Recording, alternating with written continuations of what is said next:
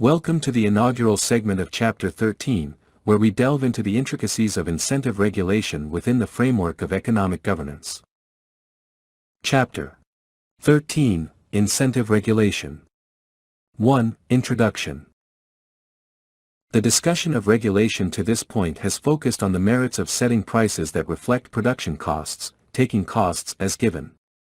In practice, though, a firm's operating costs are endogenous. Through diligent management and innovative effort, a firm often can reduce its operating costs if it is motivated to do so. This chapter explores the role of incentive regulation in motivating a firm to reduce its operating costs and otherwise improve its performance. Incentive regulation is sometimes viewed as an alternative to rate of return regulation, which is the traditional method for regulating a natural monopoly. Therefore, to understand the role and nature of incentive regulation, it is useful to begin by reviewing the details of rate of return regulation and explaining its drawbacks. We then discuss several forms of incentive regulation. The discussion emphasizes how, in principle, each form of incentive regulation might overcome some of the problems inherent in rate of return regulation. We note, though, that every form of regulation has its flaws. Consequently, no single regulatory policy is ideal in all settings. Thus, one important task for a regulator is to understand the wide variety of regulatory policies that might be implemented and to select the best policy, or policies, for the prevailing environment. Incentive regulation has replaced rate of return regulation in many settings. For example, one form of incentive regulation known as price cap regulation has been widely deployed in telecommunications industries throughout the world. Alternative forms of performance-based regulation have been employed in the electricity sector. The variety of regulatory plans that we observe in practice likely reflects in part the fact that every regulatory plan has both strengths and weaknesses, and no single plan is ideal in all settings. 2. Traditional rate of return regulation. Rate of return regulation is often described as a form of cost-plus regulation. In other words, under rate of return regulation, the regulator determines the regulated firm's operating costs and then sets prices to generate revenues to cover these costs and provide any additional compensation required to ensure that the firm will continue to deliver high-quality service to its customers. In essence, rate of return regulation seeks to provide a normal profit, and only a normal profit, for the regulated enterprise. The manner in which the firm's costs are calculated under rate of return regulation is important. Total costs consist of operating expenses and capital costs. Operating expenses include wages and the cost of materials, for example. Capital costs include the return the regulated firm must provide to investors to induce them to provide funding for the firm's infrastructure investments. Regulated firms often must acquire costly, long-lived assets, such as electricity generating plants and the wires that transport electricity from the generating plants to customers, before they can begin to use the assets to serve customers. Consequently, the firms must acquire funds from investors to pay for the assets before employing the assets to generate revenue that can then be used in part to compensate investors. Therefore, one task the regulator faces is to determine what constitutes reasonable compensation for investors. Rate of return regulation can be characterized formally by the formal equation, sigma p sub I times q sub I equals expenses plus s times b. The expression to the left of the equality in equation 13.1 is the firm's revenue, n is the number of services the regulated firm supplies, p sub I is the price of the ith service, and q sub I is the quantity of the ith service that the firm supplies. The expression to the right of the equality in equation 13.1 reflects the firm's estimated capital costs. The quantity B denotes the firm's rate base, which is a measure of the value of the firm's infrastructure investments. S is the allowed rate of return on investment, which is the regulator's assessment of what constitutes reasonable compensation for investors. It states that the total revenue of a regulated company, sigma p sub I times q sub I, must be equal to the sum of its expenses and its allowed profit, S times B. Sigma p sub I times q sub I is the total revenue of the regulated company. It is calculated by summing the product of price, p sub I, and quantity, q sub I, for each product or service that the company sells. Expenses are the costs that the company incurs in order to produce and deliver its products or services.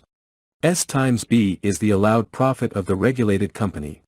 It is calculated as a percentage, S, of the company's investment base, B. The investment base, B, is a measure of the company's total assets. It is typically calculated as the sum of the company's equity and debt. Rate of return regulation is a type of economic regulation that is used to control the prices and profits of regulated companies. It is designed to ensure that these companies earn a fair return on their investment, but not so much that they overcharge consumers. Rate of return regulation is typically implemented by a government agency, such as a Public Utilities Commission. The agency sets the allowed rate of return, S, for each regulated company.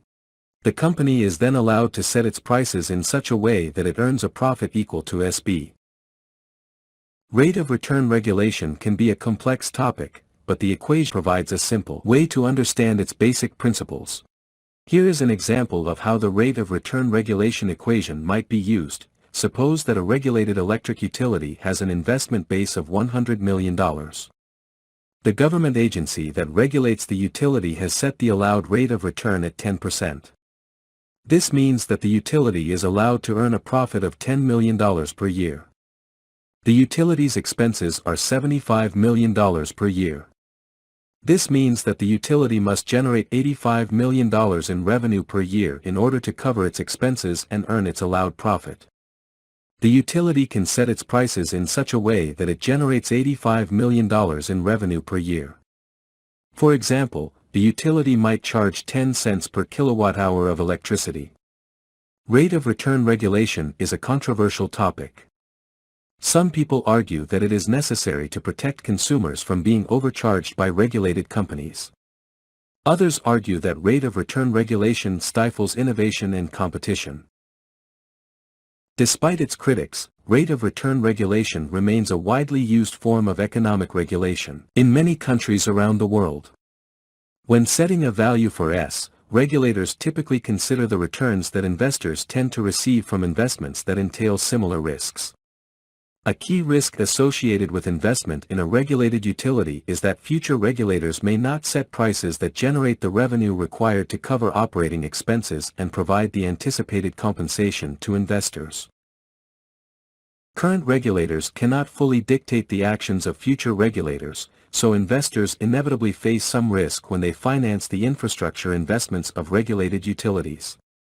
However, regulators typically try to limit this risk, knowing that investors generally will finance a project in return for less generous compensation if they perceive the project to entail little risk. Regulators employ different methodologies to determine the rate base B. Under the original cost methodology, B is the amount that the firm paid for its plant and equipment less the reduction in the value of these investments due to depreciation. Under the reproduction cost methodology, B is the amount the firm would have to pay currently to reproduce its current plant and equipment. Under the replacement cost methodology, B is the cost the firm would incur to replace its current plant and equipment with corresponding assets that embody the most modern technology. As is apparent from equation 13.1, different methodologies for determining B can all have the same implications for prices and revenues under rate of return regulation if the allowed rate of return, S, varies with the adopted rate-based valuation methodology. It is the product of S and B that determines authorized revenues and thus the funds that are available to compensate investors after operating expenses are paid. Regulators tend to maintain the same methodology for determining B for very long periods. However, they change S, and thereby change the prices that are charged for the regulated firm's services, periodically as industry conditions change. 3. Rate hearings. Under rate of return regulation, the prices that a regulated firm charges for its services are determined at rate hearings. A rate hearing is a quasi-judicial process in which evidence is put forth to determine the firm's costs and thus an appropriate level of authorized revenue. A regulatory commission can initiate a rate hearing. More commonly, though, the regulated firm requests a rate hearing in order to secure higher prices in response to rising production costs. At the rate hearing, the firm attempts to document that its costs have risen above the levels estimated at the preceding rate hearing, and so increased revenue is required to cover operating expenses and capital costs.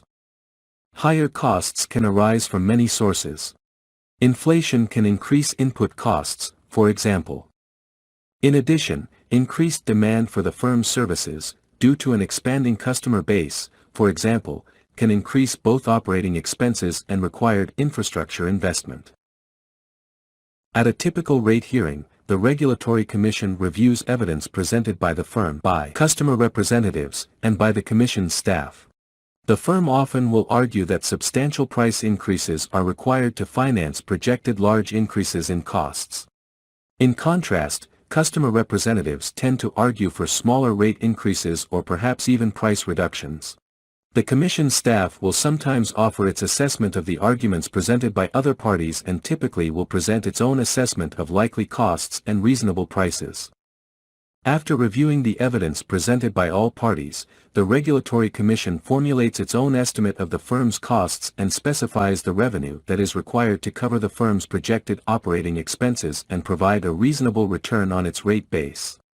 After determining the authorized revenue, the Regulatory Commission specifies the prices that the firm can charge for each of its services in order to generate the authorized revenue. Rate hearings typically take many months to conduct, because the issues addressed at a hearing can be quite complex.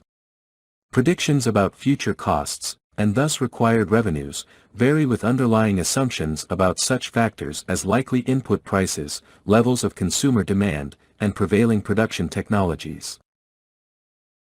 Different parties often adopt different assumptions, and regulators must determine which assumptions are most plausible. This determination typically is complex and time-consuming. 4. A Virch-Johnson effect. From rate of return regulation to the complexities of rate hearings and the promising horizons of incentive regulation, we've witnessed the evolution of methodologies that shape industries. If you found our exploration of economic regulation and incentive strategies enlightening, make sure to hit that like button. Subscribe to our channel for more deep dives into complex topics, and don't keep this wealth of knowledge to yourself, share it with your network. Your support fuels our commitment to delivering quality content. Thank you for being part of our community, and we look forward to having you with us on the next chapter. Like, subscribe, and share the knowledge. Until next time.